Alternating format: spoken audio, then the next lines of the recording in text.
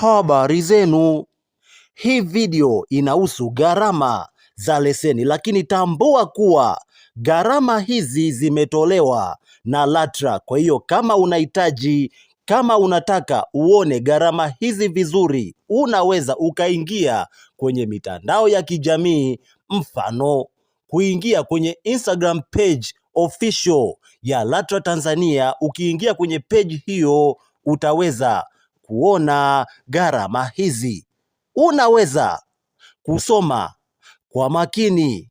Angalia video hii kwa makini mno, uelewe vizuri, kwa sababu hii video ni ya muhimu sana. Lakini kama una rafiki zako, kama una ndugu zako ambao ni madereva, ni vizuri pia ukashare video hii kwao, ili na wenyewe waone gharama hizi za leseni. Asante sana, nikutakie siku njema.